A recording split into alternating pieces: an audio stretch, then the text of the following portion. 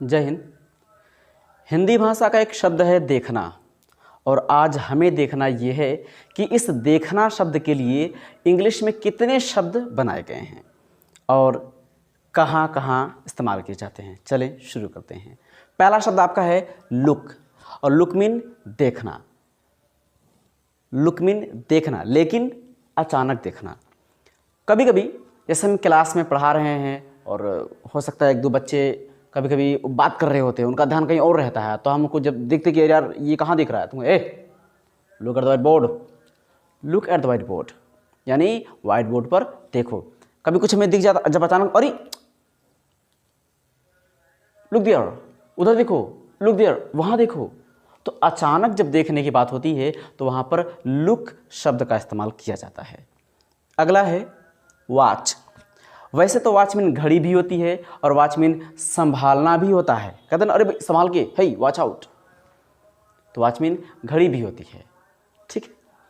लेकिन यहाँ पर वॉच का मतलब होता है देखना, लेकिन लुक मीन तो अचानक देखना। अब वॉच मीन कौन सा देखना? ध्यान से देखना।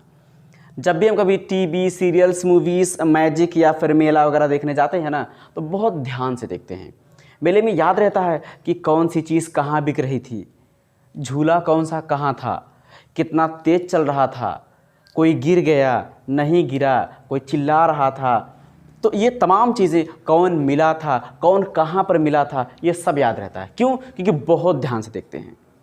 वही जब मैजिक जादूगर जब कभी आता है गांव वगैरह में, तो उस वक्त भी हम बहुत ध्यान देते हैं कि यार अभी वो पैसा, एक पैसे से दो पैसा बनाए, मिट्टी से पैसा बना देगा, तो हम लोग ध्यान से देखते रहते कि अभी देखो पैसा जो है बैग में से निकालेगा, थैले में से पैसा निकालेगा, हाथ में रख करके कहेगा हम जादू से बना दिए हैं।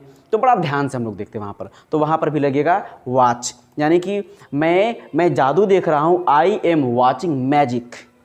मैं मेला देखने जा रहा हूँ, I am going to watch fair, fair mean मेला, ठीक है।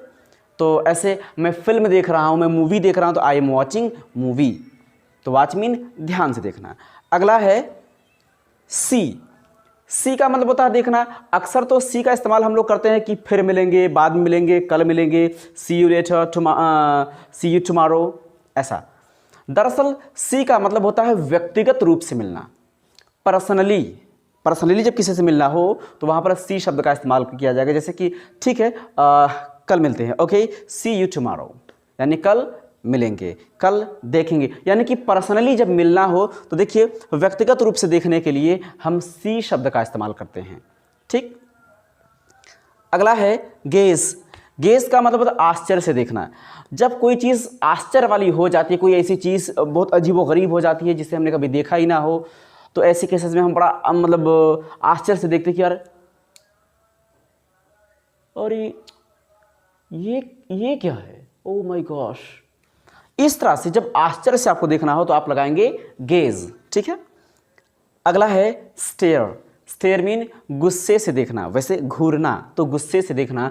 जब भी कभी आप गुस्से से देखते हैं कि यार गजब आदमी है, गुस्से से जब आप देखते हैं, कभी कभी किसी से आप कोई सामान मांग लेते हैं, तो कभी कभी होता है ना कि सामान नहीं दे रहा, तो हम बड़ा गुस्से में रहते हैं।